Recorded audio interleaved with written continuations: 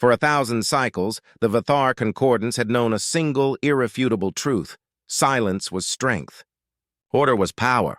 Emotion was a fatal flaw. And then, after traversing the silent, orderly void between stars, they found Earth.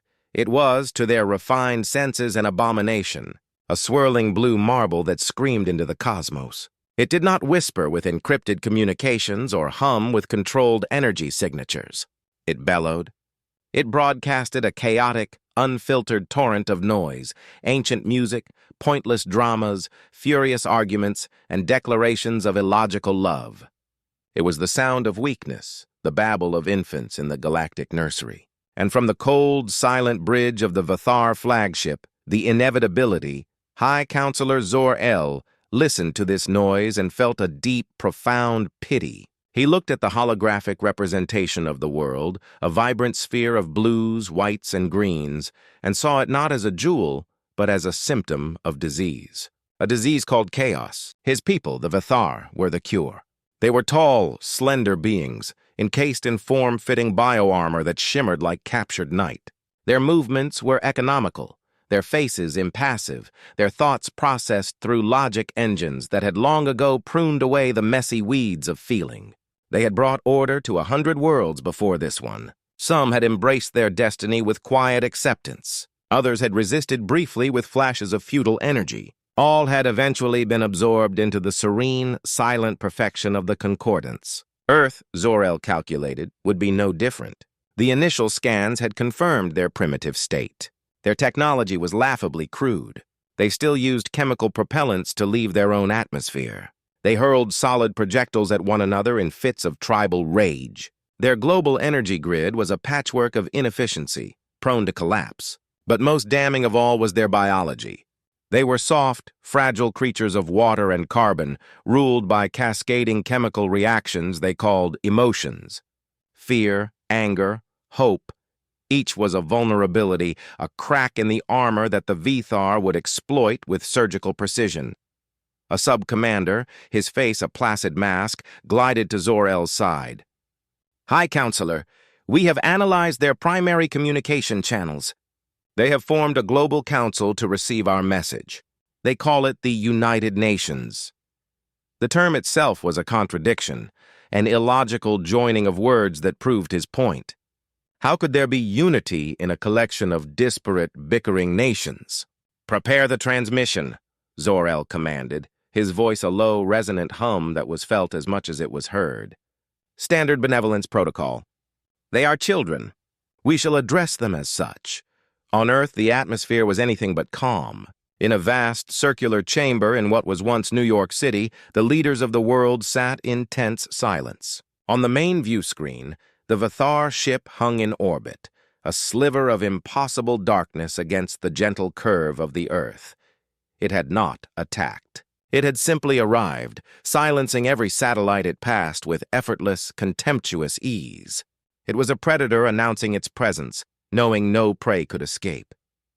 General Theron Vance of the newly formed United Earth Defense Force stood in the shadows at the back of the chamber. He was a man carved from granite and time, his face a roadmap of old wars and older sorrows. He was past the age of ambition, left only with a sense of duty that felt as heavy as a mountain. He watched the politicians on the floor debate, their voices a mix of fear, bravado, and denial. They were clinging to the rules of a game that had just been rendered obsolete. Vance knew what this was. He'd seen it on a smaller scale his entire life. The bully in the schoolyard, the dictator on the border. The script was always the same, an overwhelming show of force, followed by a demand for submission disguised as a reasonable offer.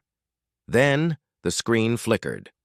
The image of the ship was replaced by a being. It was tall, impossibly graceful, and its armor seemed to drink the light from the room. It was Zor-El.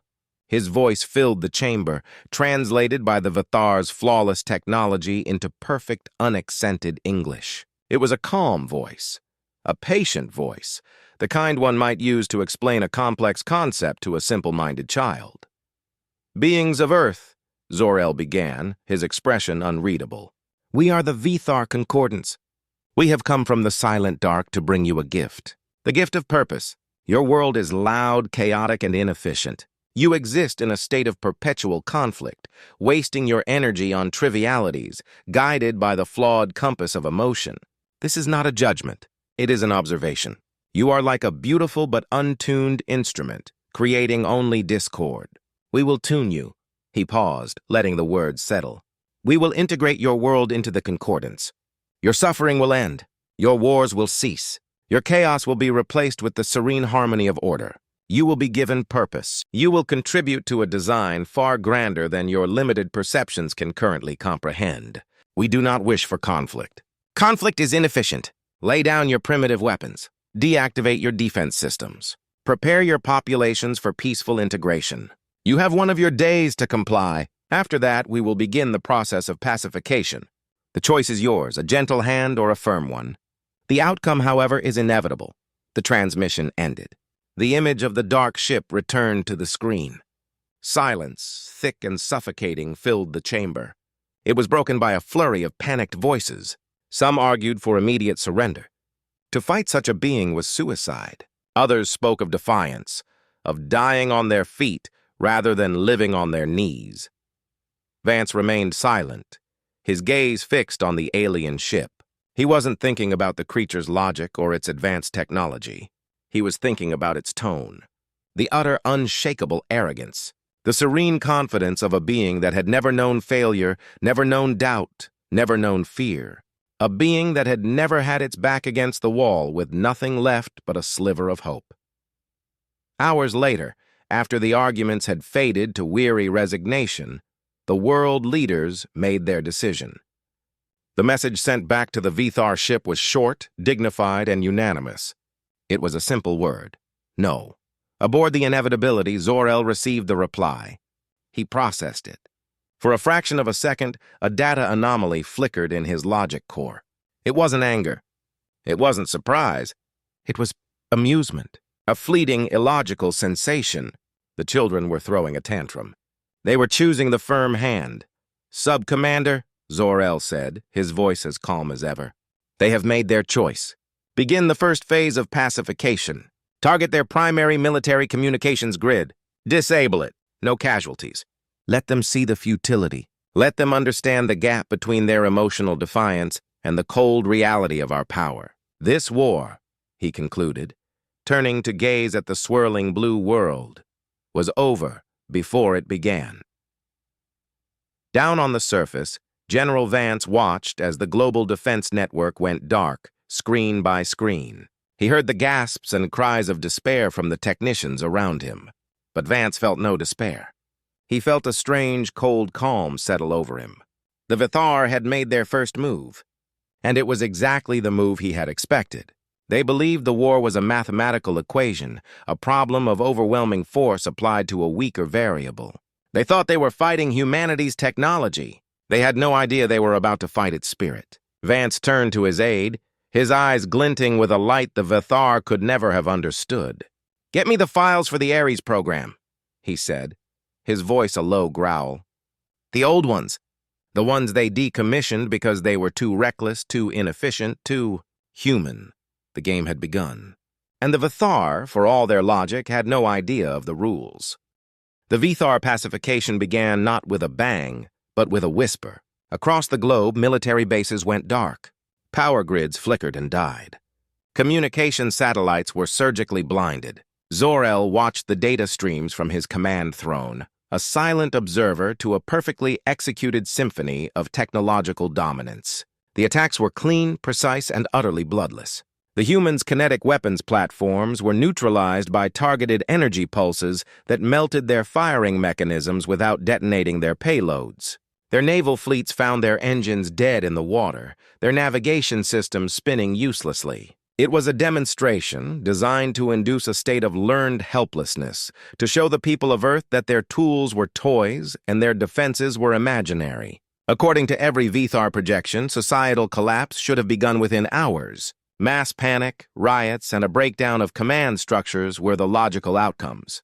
The human leaders, stripped of their power, would have no choice but to beg for the order the Vethar offered. But the projections were wrong. The silence from Earth was not the silence of surrender. It was the silence of a predator holding its breath. General Vance had anticipated this move. The old Ares program files detailed a world before centralized, satellite-based command.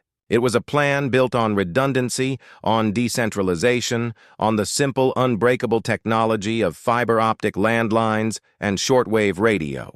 While the Vithar were blinding the eyes in the sky, Vance was awakening a nervous system buried beneath the earth. Command was passed to hardened bunkers deep within mountains, to submarines hiding in abyssal trenches, to unassuming buildings in the hearts of cities that were shielded by miles of concrete and steel. The global military apparatus, which the Vithar believed they had decapitated, merely shook its head and continued to function. Zor-El noted the anomaly. "Their command structure persists," he observed to his sub-commander. "They are more resilient than anticipated. Proceed to Phase 2, ground incursions. Seize their primary energy production facilities. We will take control of their power, and in doing so, take control of them. Again, minimal casualties. We are here to save them from themselves, not to exterminate them." Vithar dropships, sleek obsidian blades, sliced through the atmosphere. They moved with an unnatural silence, their anti-gravity drives bending light and sound around them. They descended upon power plants, hydroelectric dams, and vast solar farms. They met resistance. It was, from the Vithar perspective, pathetic. Human aircraft, primitive jets powered by controlled explosions, streaked to intercept them. They fired missiles that the Vithar ships' energy shields absorbed like raindrops. In return, the Vithar ships fired precise energy lances that disabled the jets, often allowing the pilots to eject safely. The Vithar saw this as an act of mercy. The human pilots saw it as an insult. In the cockpit of a fighter designated Echo 7, a young pilot named Gia saw her wingman's plane disabled, spinning harmlessly toward the ground. Her own console blared with warnings. A Vithar energy lock. Her weapons were useless. Standard protocol, the protocol written by Vance himself, was clear. Preserve the pilot. Eject. Live to fight another day. But Gia saw the Vithar dropship moving with arrogant slowness toward the Hoover Dam, the source of power for millions. She thought of her family in Las Vegas. The Vithar logic did not account for that. It did not account for the sudden burning clarity in her mind. She overrode the ejection sequence. She bypassed the safety limiters on her engine, and she aimed her crippled jet, now little more than a guided projectile, directly at the Vithar ship's engine cowling. Aboard the Inevitability, the tactical display showed the human fighter's illogical trajectory. "The pilot has not ejected," the sub-commander reported, a hint of confusion in his monotone voice. "Her trajectory is suicidal." Zor-El leaned forward. The collision was a minor event on the grand scale, a small fiery bloom against the dropship's shields. The ship itself was barely scratched. But for the first time, a Vithar asset had sustained measurable, albeit minor, damage from a human attack. And a human asset, a trained pilot, had been expended for negligible strategic gain. "Illogical," Zor-El murmured. "A complete waste of resources, but it was a waste that was being repeated across the planet. Pilots, knowing their weapons were useless, turned their planes into missiles. Tank commanders, their cannons unable to penetrate Vithar armor, drove their vehicles under the legs of towering Vithar walkers, detonating their own ammunition stores in a final act of defiance. These were not the actions of a logical, centrally commanded army. They were the actions of individuals, driven by something the Vithar databanks had no name for. The ground resistance was even more confusing. Vithar shock troops, their forms shimmering with personal energy shields, advanced into cities. They expected terrified civilians to flee. Instead, they found empty streets. Streets that were not empty at all.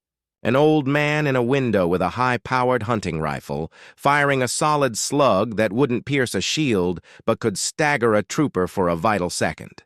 A group of teenagers dropping chunks of concrete from a highway overpass. Simple crude traps made of piano wire stretched at neck height in alleyways. It was messy, uncoordinated, inefficient, and it was slowing them down. Every captured city block cost more time and energy than the projections had allowed. The Vithar were fighting not just an army, but a populace. And a populace did not follow the predictable rules of engagement. General Vance stood over a holographic map in his mountain bunker, the nerve center of the resistance. The map was covered in red icons indicating Vthar advances. To an outsider, it looked like a portrait of defeat. But Vance saw something else. He saw the Vthar spreading themselves thin, chasing tactical objectives while ignoring the strategic reality. "They think this is a game of chess," Vance said to his assembled officers. "They're taking our pieces one by one. They don't realize we're playing a different game. This isn't chess. It's a bar fight. There are no rules. The goal isn't to win. It's to make sure the other guy goes home bruised, bleeding, and wondering why he ever walked through that door." He pointed to a blinking icon in the North Atlantic. "They've taken our energy grids. Fine, let them have them. They need power to run their occupation. But we know every conduit, every junction, every weakness in a system we built. I want rolling blackouts. I want targeted surges that fry their delicate energy converters. I want them to be sitting in the dark, in hostile territory, surrounded by 10 billion people who hate them. They want to control the board? We're going to set the board on fire." Aboard the Inevitability, Zor-El reviewed the latest reports. The pacification was behind schedule. Energy expenditure was higher than anticipated. And there was a new disturbing data point. A series of coordinated high-energy pulses had overloaded 3 of their captured power facilities, causing significant damage to the Vthar equipment connected to them. It was sabotage, but on a global, synchronized scale that suggested their enemy's command and control was not only intact, but adapting. "They learn," the sub-commander stated, the words hanging in the silent air of the bridge. "Their resistance is not degrading. It is evolving." Zor-El looked at the image of Earth, the chaotic, noisy planet. The pity he had felt was beginning to erode, replaced by a colder, harder feeling. The children were not just throwing a tantrum. They were learning to fight back. They were using their own weakness, their chaotic infrastructure, their unpredictable emotions, their illogical willingness to sacrifice themselves as a weapon. And it was a weapon that his perfect logical models had not prepared him for. He had assumed he was facing a flawed but predictable system. He was beginning to realize he was facing something else entirely. Something that did not compute. "Recalibrate the models," Zor-El commanded, his voice a fraction tighter than before. "Factor in a variable for irrational tenacity, and increase the authorization for use of force. The gentle hand has been refused. It is time for the firm hand to close into a fist." He still believed in the inevitability of his victory. But for the first time, he was forced to calculate its cost. The Vthar's fist came down hard. The second wave of their assault was no longer about pacification. It was about punishment. The surgical strikes were replaced by overwhelming force. Cities that showed the most resistance were quarantined, their skies patrolled by hunter-killer drones that enforced a brutal curfew. The Vthar walkers, which had once moved with caution, now marched with impunity, their energy cannons carving paths through empty streets as a show of force. The Vthar believed that fear was a logical tool. A sufficient application of fear should, according to their models, break the illogical tenacity of the human spirit. Once again, their models failed. The fear they sowed did not blossom into surrender. It hardened into a cold, diamond-sharp resolve. The resistance did not break. It went deeper underground, becoming smarter, more patient, and infinitely more cunning. In his Mountain Command bunker, General Vance knew that direct confrontation was a death sentence. Humanity couldn't outfight the Vthar. They couldn't out-tech them. So they had to do something the Vthar would never expect. They had to outthink them. Not with superior logic, but with its complete opposite. "They see us as a military problem," Vance explained to his global command staff via a heavily encrypted channel. "They are trying to defeat an army. We must show them they are not fighting an army. They are fighting an idea. And you cannot kill an idea with an energy cannon." He initiated a new phase of the war, codenamed Operation Cacophony. It was a plan born from Earth's greatest perceived weakness: its noise. For generations, humanity had been leaking its culture into space. Now they would turn that leak into a flood. On Vance's command, a hidden network of deep space communication arrays, repurposed radio telescopes, and even amateur ham radio setups, all powered by independent, hidden geothermal vents began to broadcast. They didn't transmit military codes or threats. They transmitted humanity. They broadcast Shakespeare's sonnets and Beethoven's symphonies. They sent recordings of Martin Luther King Jr.'s speeches and the simple, heartfelt laughter of a child. They transmitted thousands of films, from silent comedies to epic dramas. They sent religious texts, scientific formulas, love poems, and furious political debates. It was a torrent of art, history, emotion, and contradiction. And it was all aimed directly at the Vithar fleet. Aboard the Inevitability, the Vithar communications officers were baffled. Their systems were designed to intercept, decrypt, and analyze enemy transmissions. But this wasn't communication in any logical sense. It was just noise, a relentless, meaningless stream of data that served no tactical purpose. "High Counselor," the communications chief reported. "The humans are flooding all channels. We are attempting to filter it, but the bandwidth is overwhelming. It appears to be cultural artifacts." Zor-El observed the data stream on his main screen. He saw an image of an old man crying while holding a newborn baby. He heard a complex cascade of musical notes that evoked a feeling his processors could only label as melancholy. He read translated text about a king who willingly blinded himself as penance for his pride. "It is a sign of desperation," Zor-El declared, though his logic core flagged the conclusion as having a low probability. "Their military is broken, so they throw their useless culture at us as a final, pathetic act of defiance. Filter it out. It is irrelevant, but it wasn't irrelevant. For the younger Vithar on the bridge, those who had only known the sterile silence of the concordance, the broadcast was a poison of the most insidious kind. They had been taught that emotion was a crippling disease, but the music they heard was beautiful. The stories were compelling. The images of human families sparked a flicker of something unknown in their disciplined minds. A junior tactical officer found himself watching a scene from an ancient film where a father sacrificed himself for his son, and for a moment, he forgot to monitor his sensor readings. The communications chief, tasked with filtering the noise, found himself listening to a piece of music called Clair de Lune, and felt a strange, illogical sense of peace. The poison of humanity was curiosity, and it was beginning to spread. While Operation Cacophony worked on the minds of the Vithar, Vance prepared to deliver a physical shock to their system. Human intelligence had identified a key Vithar staging area, a captured lunar base in the Sea of Tranquility. It was where they repaired their ships and marshaled their ground forces. It was protected by the Vithar fleet in orbit and was considered untouchable. No human ship could get near it without being vaporized. "And that's why we're not sending a ship," Vance said, pointing to a different part of the lunar map. He indicated the far side of the moon, to a region scarred by millennia of asteroid impacts. "The Vithar see space as empty. They see their energy shields as absolute. They are logical. They expect an attack to come from the front. They would never expect one to come from a rock." The plan was audacious and brutally primitive. For weeks, small, stealthy human mining tugs had been moving undetected in the asteroid belt, far from the conflict. They weren't warships. They were glorified space bulldozers, and they were about to push the biggest bulldozer blade in history. They identified a nickel-iron asteroid, 500 meters in diameter, and attached dozens of repurposed transport engines to it. It was a clumsy, ugly assembly of old tech strapped to a giant rock. The Vithar, if they saw it, would dismiss it as space debris.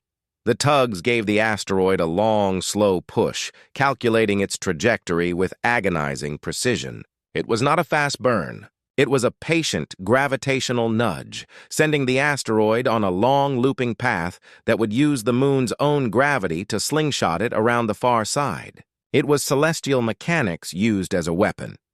Aboard the Inevitability, a low-priority alert finally pinged on the tactical display. "Unclassified celestial object on an altered trajectory," the sub-commander reported.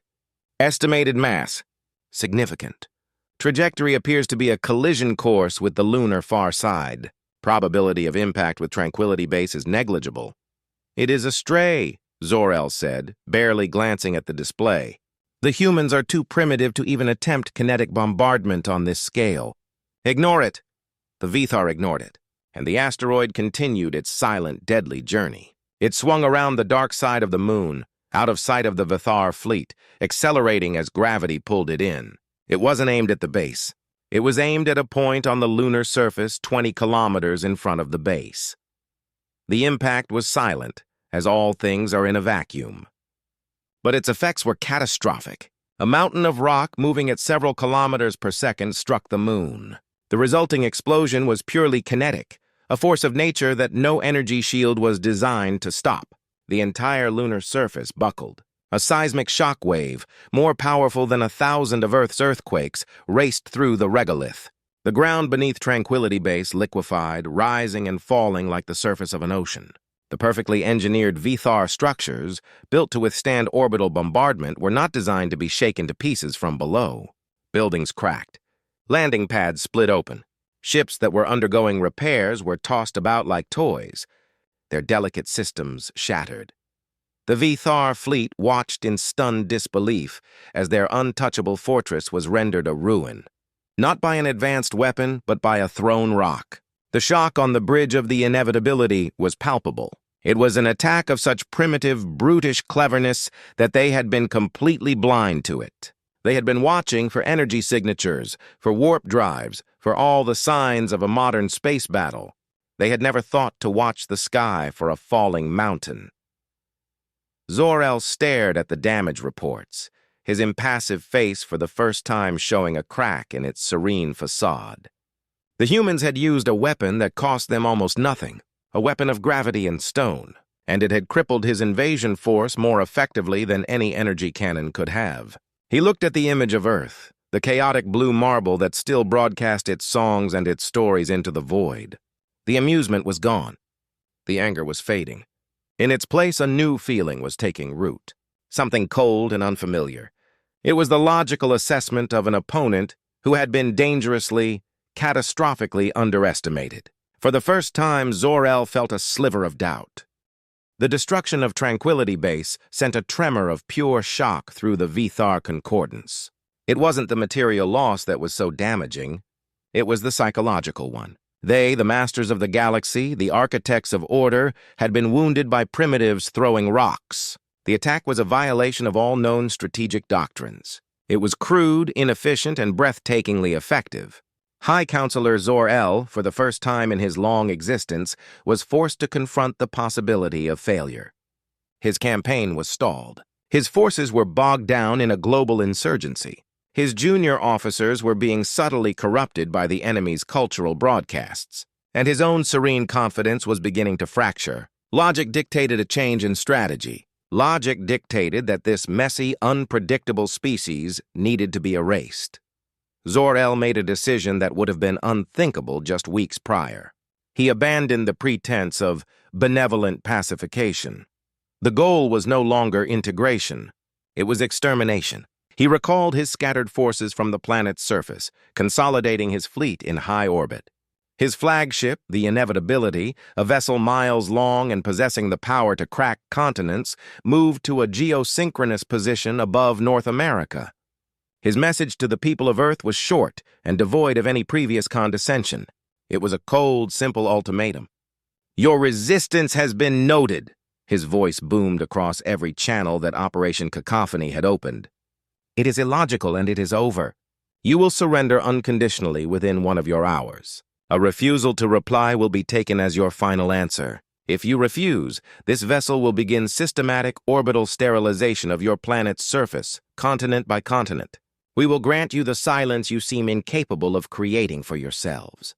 In the mountain bunker, the mood was grim. The VTHAR's threat was not a bluff. Humanity was out of tricks. They had fought bravely, cleverly, but they were now facing the executioner's axe. The world's leaders, patched through to Vance's command center, were in despair. The debate was no longer about fighting, but about how to surrender. "We cannot win this," said the French president, her voice heavy with defeat. "We can only save who we can. We must surrender." General Vance listened, his face like a stone mask. He looked at the faces of his staff, young men and women who had fought with impossible courage, now facing annihilation. He knew surrender was the logical choice. It was the choice that would save billions of lives at the cost of their freedom, their culture, their very soul. But Vance had not been chosen to lead because he was logical.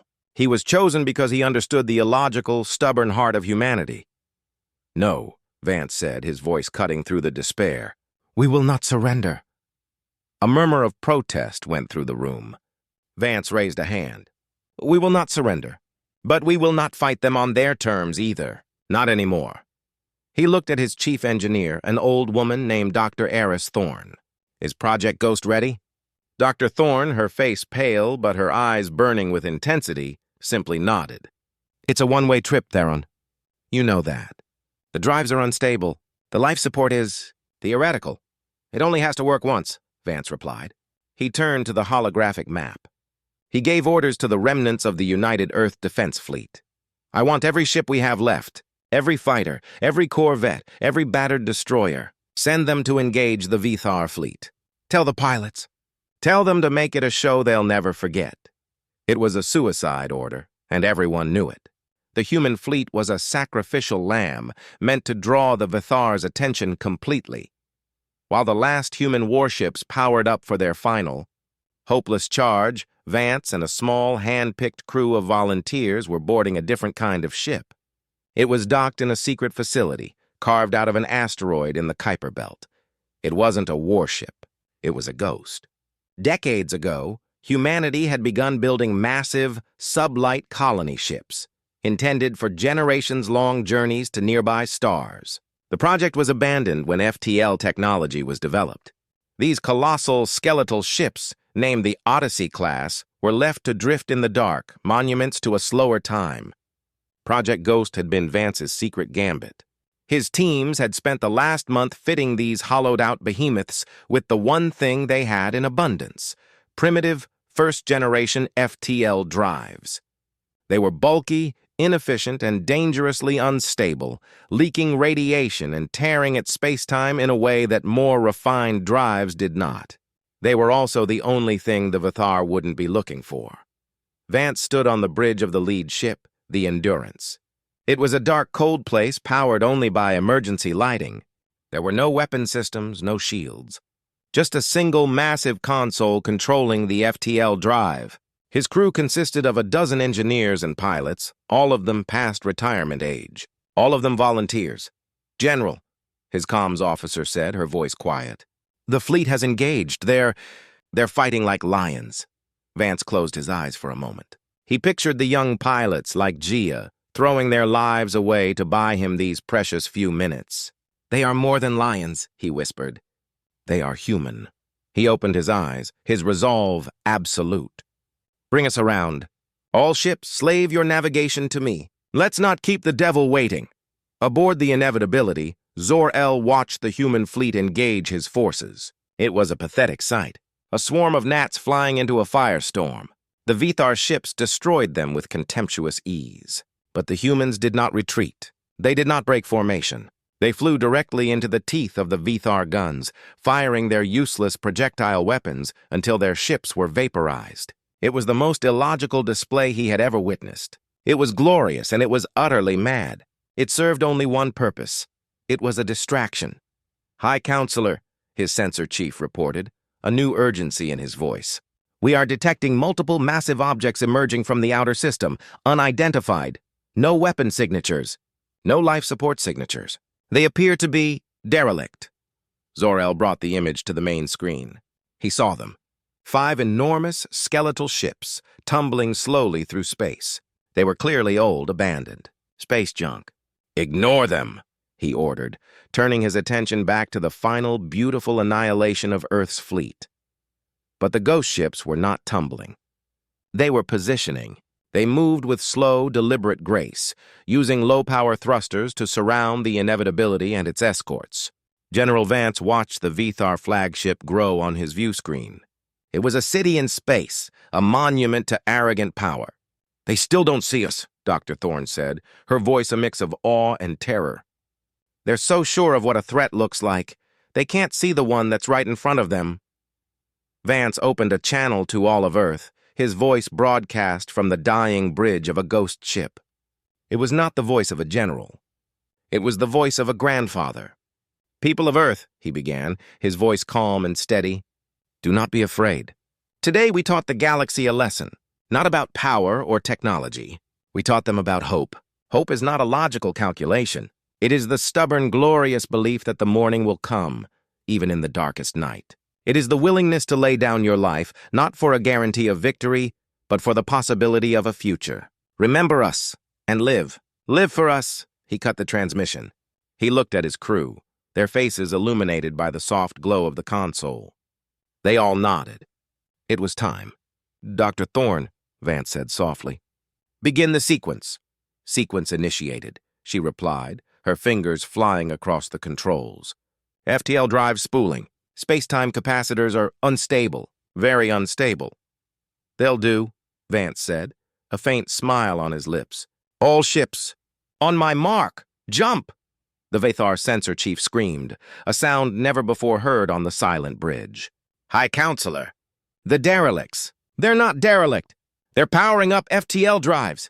At this range, it's impossible. The spatial shear will—" Zor-El finally understood. He finally saw the trap. It was not a weapon he recognized. It was a self-inflicted wound turned into an attack. He had a single second to appreciate the sheer, insane brilliance of it. Then, 5 points of light, 5 impossible stars were born in the space around his ship. The Ghost Fleet did not fire a single shot. They simply engaged their crude, unstable FTL drives. The result was not a clean jump into hyperspace. It was 5 simultaneous, catastrophic ruptures in the fabric of reality. Space-time itself screamed. The Vathar energy shields, designed to repel matter and energy, had no defense against the universe itself being torn apart at their doorstep. The inevitability, the symbol of Vathar power, was caught in the crossfire of 5 localized Big Bangs. It was ripped, shredded, and then erased in a flash of silent, impossible light. General Theron Vance and his crew saw the flash, and then they and their ghost ships were gone, consumed by the very power they had unleashed. The silence that followed the destruction of the inevitability was more profound than any the Vathar had ever cherished. It was not the silence of order, but the silence of shock.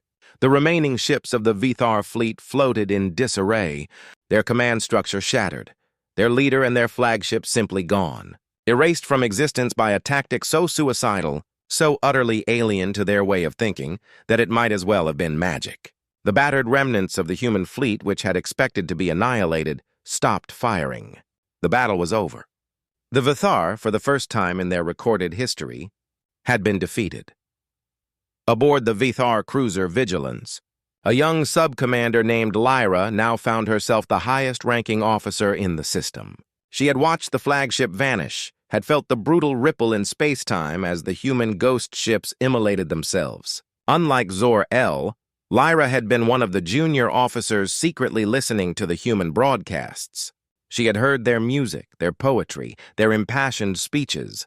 She had not understood the emotions behind them, but she had recognized the patterns, the complexity, the strange, chaotic beauty. She had seen the data from the human pilot who rammed her ship into a Vathar vessel and the lunar base destroyed by a rock. She had seen a pattern that Zor-El's rigid logic had dismissed. These humans did not calculate the probability of success. They calculated the necessity of action.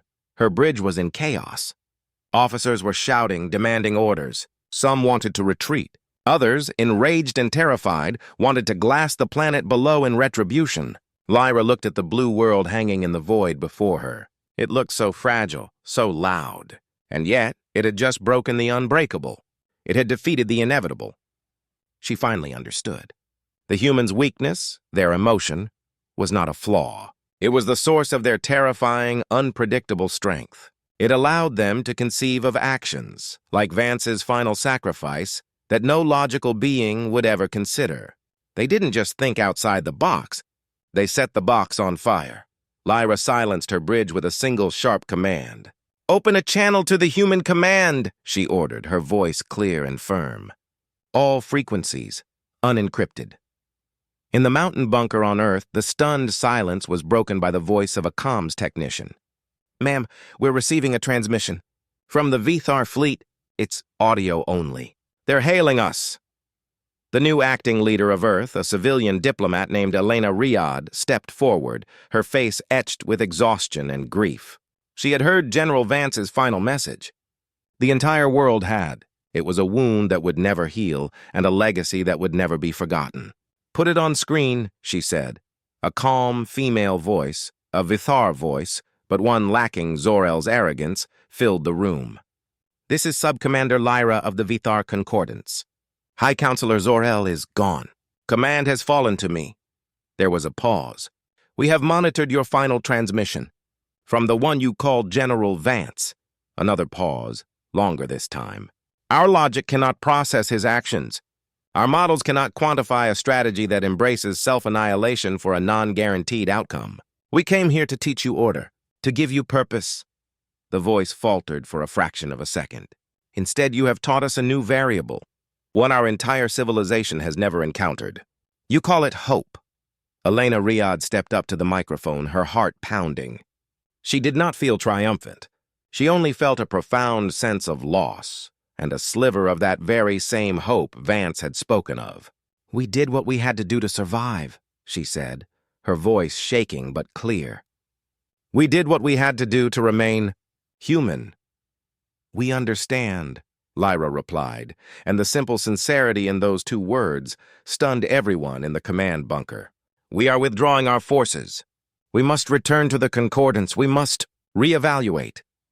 The Vithar officer paused one last time, as if struggling to find the right words from a lexicon that had never needed them before. "You have won your world, but you have also burdened us. We now know that there are forces in this galaxy more powerful than logic, more enduring than order. We came here believing you were a discordant note in the symphony of the cosmos. We leave understanding that you are a song we do not yet have the capacity to hear." The transmission ended.